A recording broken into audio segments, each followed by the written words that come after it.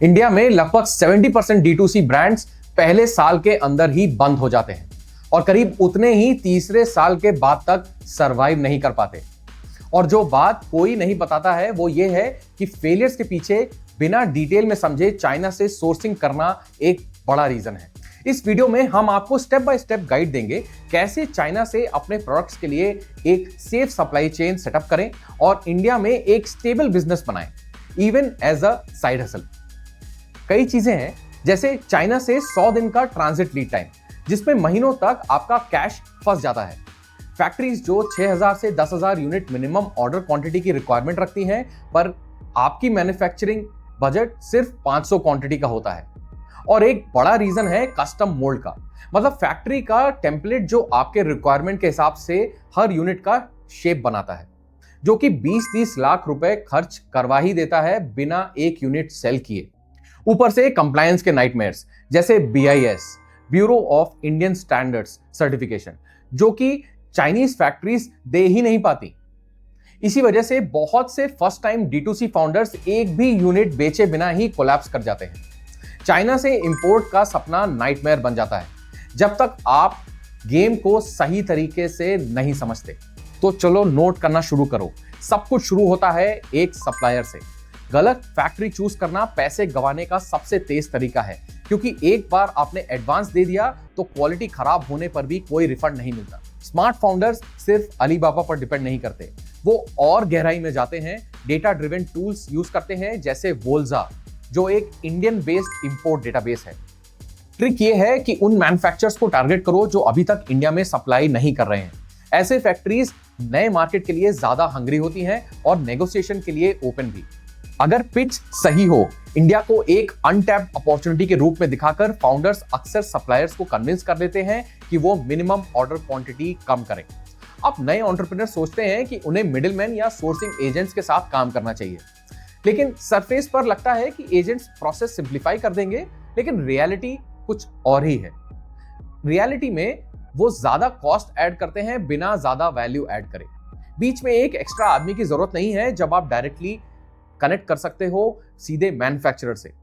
आज के digital tools के साथ क्रेडिबल फैक्ट्रीज आइडेंटिफाई करना, उनके एक्सपोर्ट्स रिकॉर्ड्स चेक करना और उनसे कांटेक्ट करना बहुत आसान हो गया है। और क्या आपको चाइना जाने की जरूरत है? बिल्कुल नहीं। कोरियर्स, वीडियो कॉल्स और इंस्पेक्शन रिपोर्ट से आपको वही 90% क्लैरिटी मिल जाती है जो वहां जाकर ट्रेड फेयर्स में मिल सकती है।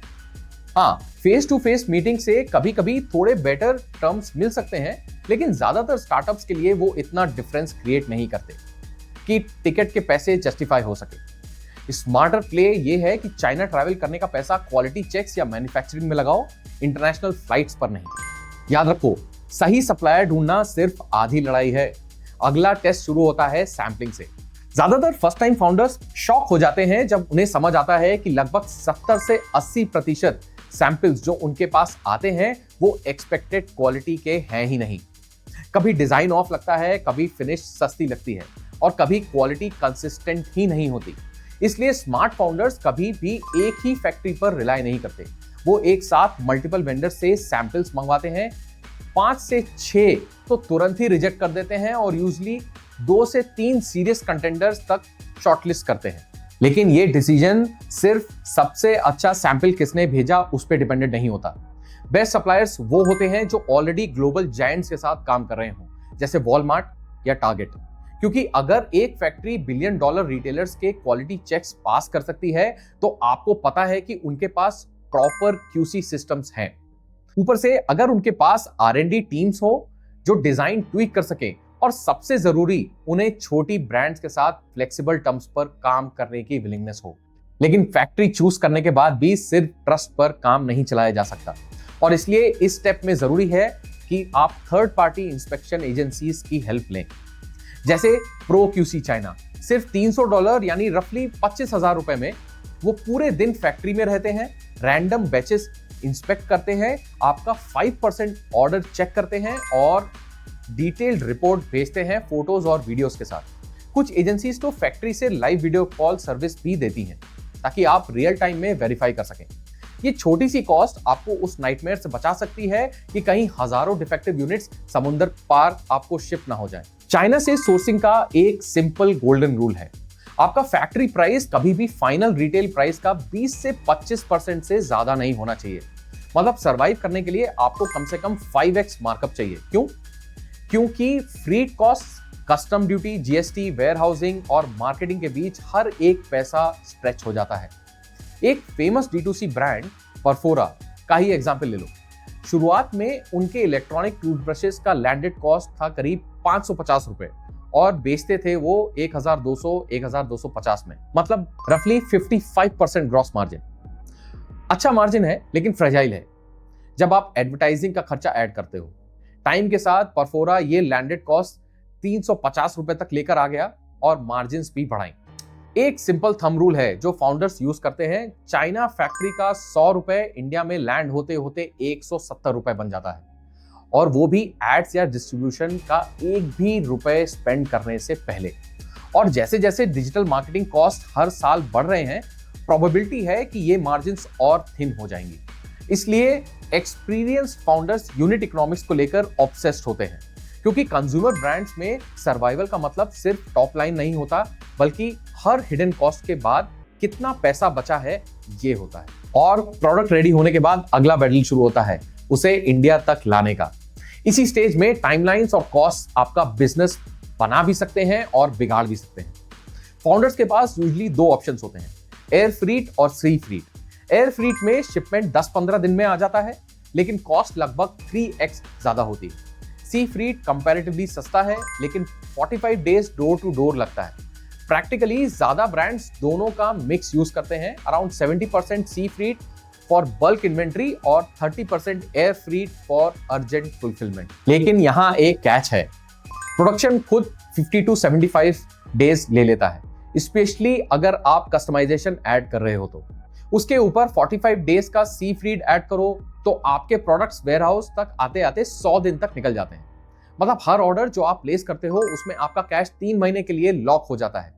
और जब आप custom duty, clearance charges, GST और लोकल ट्रांसपोर्ट जैसे मुंबई से दिल्ली वेयरहाउस तक ऐड करते हो तो आपका लैंडेड कॉस्ट फैक्ट्री प्राइस से इजीली 70% तक ऊपर चला जाता है। एग्जाम्पल के लिए 10 लाख का शिपमेंट चाइना से निकलता है और इंडिया लैंड होता है तो 17-18 लाख का हो जाता है after duties, taxes and other expenses. इसलिए फोरकास्टिंग और इन्वेंट्री प्लानिंग क्रिटिकल हो जाती है। कस्टम पर एक डिले या एक डिमांड मिसकैलकुलेशन आपको आउट ऑफ स्टॉक छोड़ सकता है। चाइनीज फैक्ट्रीज यूजुअली डिमांड करते हैं 30% एडवांस एंड 70% बिफोर डिस्पैच। एक यंग ब्रांड के लिए इसका मतलब है कि आपके लाखों रुपए महीनों तक लॉक हो जाते हैं। टाइम के साथ जब ट्रस्ट बिल्ड होता है, ये टर्म्स इंप्रूव भी हो जाते हैं। कुछ फाउंडर्स नेगोशिएट करके सिर्फ 15 से 20% अपफ्रंट देते हैं और बाकी बाद में। लेकिन शुरुआत में आपके पास कैपिटल रेडी होना बहुत जरूरी है। अच्छी बात यह है कि इंडियन बैंक्स इस प्रोसेस को सपोर्ट करते हैं। कई बैंक्स इंपोर्टिंग फाइनेंस ऑफर करते हैं, जहां बैंक आपके फैक्ट्री पेमेंट का 80% कवर कर लेता है और आपको 90 डेज के अंदर रीपे करना होता है। इंटरेस्ट रेट यूजुअली 9 to 12% रहता है, जो मैनेजेबल है अगर आपने कॉस्टिंग ठीक से करी है तो। और सबसे बड़ी बात, इसके लिए आपको वेंचर बैक स्टार्टअप होने की कोई जरूरत नहीं है। छोटे ट्रेडर्स भी ये फैसिलिटी यूज कर सकते हैं। बस बैंक के साथ रिलेशनशिप बिल्ड करना और एक स्टेडी बिजनेस फ्लो दिखाना बहुत जरूरी है। मतलब system is design to help founders bridge that painful cash flow gap जो फैक्ट्री को पे करने और आपका पहला यूनिट सेल करने के बीच में होता है। अगर आपने ये स्टेप स्मार्टली प्ले कर लिया तो फाइनेंसिंग रोड ब्लॉक नहीं बनता, बल्कि एक ग्रोथ टूल बन जाता है।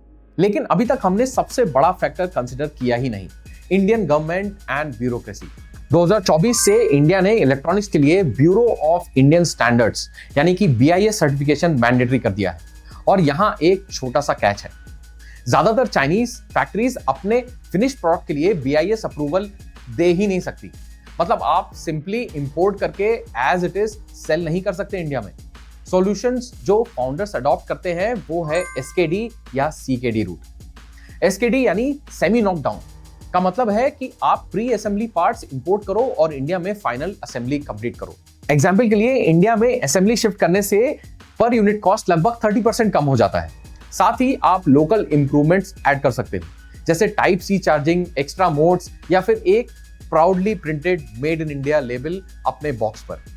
ऑफ कोर्स कुछ क्रिटिकल पार्ट्स अभी भी बाहर से आते हैं, जैसे पीसीबीज, मोटर्स या कुछ स्पेशलाइज्ड कंपोनेंट्स, लेकिन प्लास्टिक केसिंग्स, बैटरीज और काफी चीजें अब इंडिया में ही सोर्स की जा सकती हैं। बड़ी पिक्चर यह है, जो एक इंपोर्ट बिजनेस के रूप में शुरू होता है उसे इवेंचुअली लोकल मैन्युफैक्चरिंग में शिफ्ट करना पड़ता है। यह शिफ्ट अब ऑप्शनल नहीं है, यही एक तरीका है कंप्लायंट, कॉम्पिटिटिव एंड क्रेडिबल रहने का इंडिया के इवॉल्विंग कंज्यूमर मार्केट में। लेकिन ये सब इतना रिस्क फ्री नहीं है। आओ समझते हैं क्या क्या रिस्क है इसमें। पहला रिस्क है कैपिटल इंटेंसिटी। इंपोर्टिंग का मतलब है फैक्ट्रीज, फ्रीट फॉरवर्डर्स और कस्टम्स को पेमेंट करना मंथ्स पहले, सेल्स देखने से भी पहले। अगर आज आपने वर्किंग कैपिटल केयरफुली प्लान नहीं किया तो कैश फ्लो आपका बिजनेस चोक कर सकता है। दूसरा है कंपटीशन। हर कैटेगरी में आप सामने होते हो एस्टैब्लिश्ड जायंट्स के, जो आपसे 10x बड़े होते हैं। उनके पास डीपर पॉकेट्स और स्ट्रॉन्गर डिस्ट्रीब्यूशन होता है। ऐसे में आपका प्रोडक्ट सिर्फ गुड नहीं होना चाहिए, वो डिफरेंट होना चाहिए। तीसरा है मार्केटिंग कॉस्ट। फेसबुक और गूगल पर परफॉर्मेंस एड्स हर साल महंगे होते जा रहे हैं। अगर आप सिर्फ पेड मार्केटिंग पर रिलाई करते हो तो मार्जिन्स और थिन हो जाएंगे। और आखिरी रिस्क है रेगुलेटरी। पॉलिसीज कभी भी ओवरनाइट बदल सकती हैं, चाहे वो स्ट्रिक्टर BIS नॉर्म्स हो, कस्टम ड्यूटीज शिफ्ट हो या नए ट्रेड रिस्ट्रिक्शंस। जितना ज्यादा आप फॉरेन सप्लाई चेन्स पर डिपेंडेंट होते हो उतना ही ज्यादा वल्नरेबल हो जाते हो। बहुत से फाउंडर्स के लिए असली चैलेंज चाइना से प्रोडक्ट ढूंढना नहीं है, असली चैलेंज है एक ऐसा सिस्टम बिल्ड करना जो इन शॉक्स को एब्जॉर्ब कर सके। लेकिन साथ ही मैसिव अपॉर्चुनिटीज भी वेट कर रही हैं उन फाउंडर्स के लिए जो रूल बुक फॉलो करते हैं, और कुछ नंबर्स ये बात बिल्कुल क्लियरली बता देंगे। चलिए एक एग्जांपल लेते हैं कॉफी मशीन्स का। चाइना में एक एंट्री लेवल एक्सप्रेसो मशीन सिर्फ 1500 या 2000 रुपीस एक्स फैक्ट्री प्राइस पर आ जाती है। फ्रीट, कस्टम्स और GST ऐड करें तो ये इंडिया लैंड होती है अराउंड 3000 रुपीस में। रिटेल प्राइस होता है 6000 से 8000 के बीच का। मतलब मार्जिन स्ट्रॉन्ग है, और इंडिया में 5000 रुपए से नीचे कोई स्टाइलिश ऑप्शंस ऑलमोस्ट हैं ही नहीं। मतलब ये एक वाइड ओपन स्पेस है। अब देखते हैं एक एग्जांपल हेल्थ मॉनिटरिंग डिवाइसेस का, जैसे digital blood pressure monitors, glucose meters या portable ECG devices.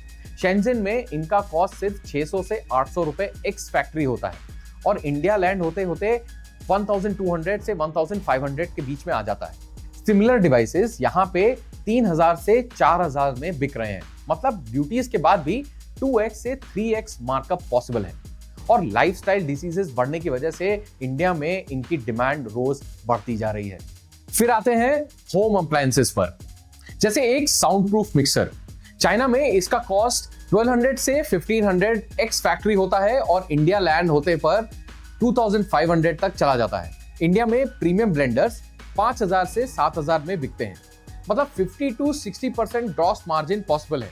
Point simple है, अगर आप 5x रूल अप्लाई करो और कैटेगरीज ऐसी सेलेक्ट करो जहां रियल कंज्यूमर डिमांड है, तो मैथ परफेक्टली वर्क करता है। गेम सिर्फ डिजाइन या ब्रांडिंग का नहीं है, असली गेम है ये आइडेंटिफाई करने का कि लैंडेड कॉस्ट और रिटेल प्राइस के बीच कौन सा स्पेस एक स्केलेबल, प्रॉफिटेबल बिजनेस बन सकता है। थ्योरी में तो सर्वाइवल प्लेबुक सिंपल लगती है, supplier, quality control, unit economics, logistics, financing, compliance और ब्रांड। लेकिन रियलिटी ये है कि हर स्टेप पर एक बैटल है। इसीलिए 70% D2C ब्रांड्स पहले साल में फेल हो जाते हैं, और जो फाउंडर्स ये सिस्टम क्रैक कर लेते हैं वही 100 करोड़ बिजनेस खड़े कर पाते हैं। इन सब में एक हिडन लेसन है, सक्सेस प्रोडक्ट्स चेस करके नहीं आती, सक्सेस आती है कैटेगरीज चेस करके, जहां रियल कंज्यूमर डिमांड्स हैं, जहां कस्टमर्स ज्यादा खर्च करने और अपग्रेड करने के लिए रेडी रहते हैं। ओरल केयर में एक ऐसी स्टोरी थी परफोरा के साथ, लेकिन कल ये कॉफी मशीन्स, हेल्थ डिवाइसेस या साइलेंट अप्लायंसेस भी हो सकते हैं। आखिर में चाइना से इंपोर्ट करना आपको अमीर तो बनाएगा, लेकिन उसके अराउंड एक कंप्लीट सक्सेस सिस्टम बिल्ड करना बहुत जरूरी है।